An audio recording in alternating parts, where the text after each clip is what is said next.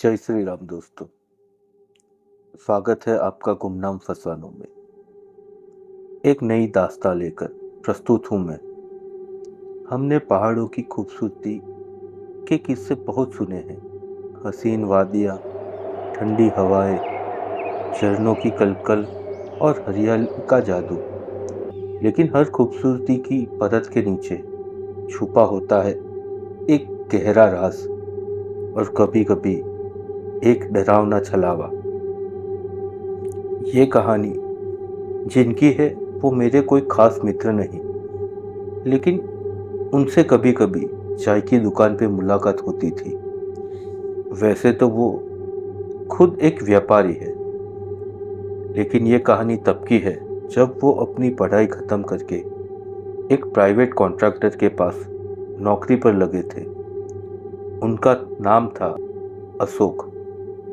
तो चलिए ये कहानी उनकी ही जुबानी सुनते हैं। मेरा नाम अशोक है।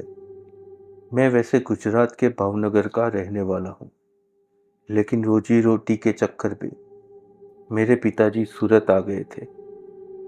मेरे पिताजी डायमंड कंपनी में पिछले 40 सालों से नौकरी कर रहे थे। मैंने सूरत में कॉमर्स की पढ़ाई पूरी की थी। तब मेरे पापा के दोस्त ने मेरी नौकरी प्राइवेट ठेकेदार के यहाँ बतौर अकाउंटेंट लगा दी थी। नौकरी अच्छी थी और मेरे सेठ जी, जिनका नाम मोहन जी था, वो भी बहुत अच्छे इंसान थे। उन्होंने सापुतारा के पहाड़ों में नदी पर चेक डैम बनाने का कॉन्ट्रैक्ट लिया था। उनको बहुत मेहनत करने पर यह कॉन्ट्रैक्ट मिला था। शुरू में वो कई बार सापुतारा आना जाना करते थे। सूरत का काम उन्होंने मेरे ऊपर छोड़ रखा था। उनकी उम्र भी 55 साल या उससे थोड़ी ज़्यादा ही थी। इस वजह से आने जाने में कई बार उनकी तबीयत खराब होने लगी। इस वजह से मोहन जी ने मुझे सापुतारा का काम संभालने को कहा। मैंने भी बिना सोचे हाँ कर दी। उन्होंने मेरी पगार बढ़ाने का वादा किया था और दूसरी वजह ये भी थी कि मुझे पहाड़ों में रहना अच्छा लगता था। सूरत से सापुतारा 3.5 घंटे का रास्ता था। वहाँ घूमने की काफ़ी सारी जगह हैं। वो एक पर्यटन स्थल है। वहाँ रोजाना कई पर्यटक आते जाते रहते हैं। वहाँ के जंगलों में कई बार बाघ, तेंदुआ जैसे जंगली जानवर देखे जाते हैं। मोहन जी ने मेरे रहने के लिए वहाँ एक घर किराए पे लिया हुआ था। वहाँ मेरे अलावा हायर किए हुए इंजीनियर भी मेरे साथ रहते थे। मेरा काम था मजदूरों का वेतन देना और वहाँ दूसरी जरूरी चीज़ों का हिसाब रखना था। सापुतारा में हमने कंस्ट्रक्शन साइट के पास एक गोडाउन और उसके आसपास की जगह किराए पे ली हुई थी। कंस्ट्रक्शन साइट पर काम करने वाले मजदूर गोडाउन के पास टीन के शेड बनाकर वहीं रहते थे।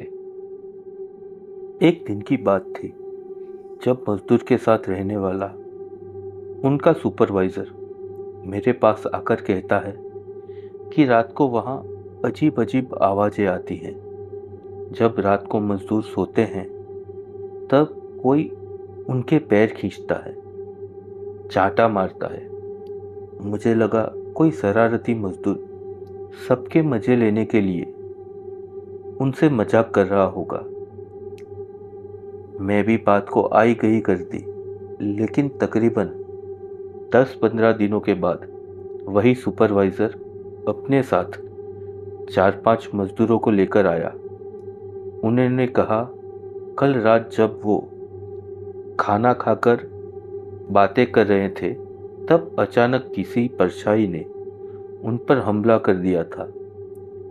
उनकी हालत सच में बहुत खराब थी। उनके शरीर पर खरोंचों के निशान थे और उनको तेज बुखार भी आ गया था।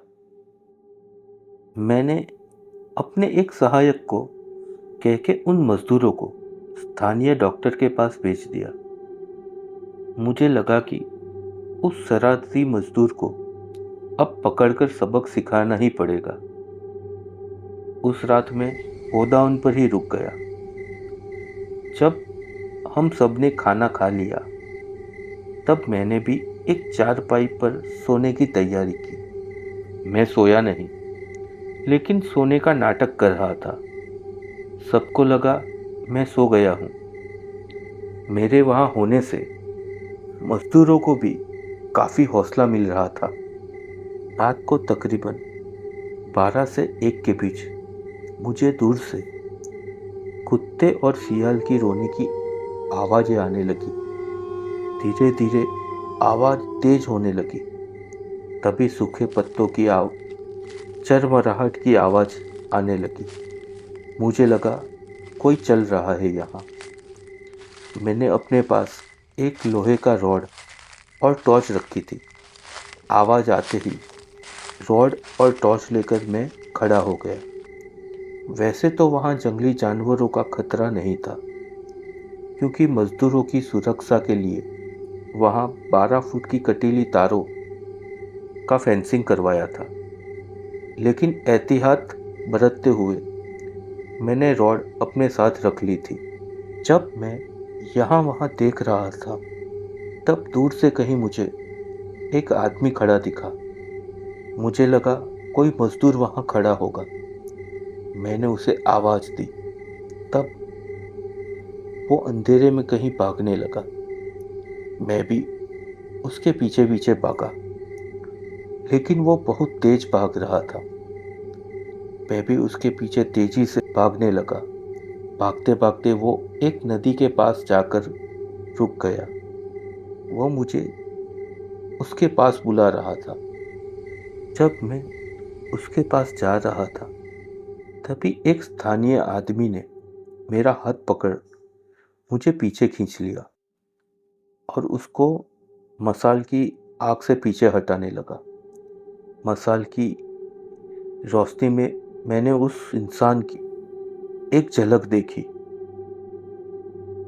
उसका चेहरा सर्द और सफ़ेद था। आंखों की पुतलियों की जगह खाली काले गड्ढे थे। वो आग को देखकर अजीब सी आवाज़ करते हुए वहाँ से हवा में कहीं गायब हो गए। जैसे वो कोई हवा थी, वैसे ही सफ़ेद धुएं में बदलकर वहाँ से चला गया। तब मैंने उस इंसान को देखा जो मसाल लेकर खड़ा था। वो एक स्थानीय गांव का कोई व्यक्ति था। उसकी उम्र लगभग 60-65 साल की थी। उसने सफ़ेद धोती और सफ़ेद कुर्ता पहना था। वो एक सुदृढ़ शरीर का मालिक था। सफ़ेद दाढ़ी, मूछ उसके मुख को और तेजस्वी बना रही थी। मैंने उनसे पूछा, बाबा, वो कौन था? आप कौन हो? तब उस बाबा ने कहा, पहले यहाँ से चलो, बाद में तुम्हें मैं हर सवाल का जवाब देता हूँ। हम वापस गोडाउन पर आ गए। तब उस बाबा ने बताया कि मैं यहाँ नज़दीक एक छोटे से कस्बे में रहता हूँ। मैं एक ओझा हूँ। जब सुबह तुम्हारे मजदूर को डॉक्टर के यहाँ लाया गया तब मैं वहीं था। मैंने उनकी सारी बात सुन ली और यह भी सुना कि तुम आज रात यहीं रुकने वाले हो। मुझे लगा ही था कि वो छलावा तुम्हें आज नुकसान पहुंचाने की कोशिश करेगा, इसलिए मैं यहाँ आ रहा था। तब मैंने तुम्हें उस छलावे के पीछे जाते हुए देखा। वो एक छलावा था जो अपने शिकार को पानी के पास लाकर उसे डुबाकर मार देता है।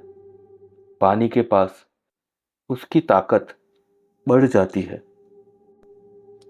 लेकिन वो आग और लोहे से डरता है।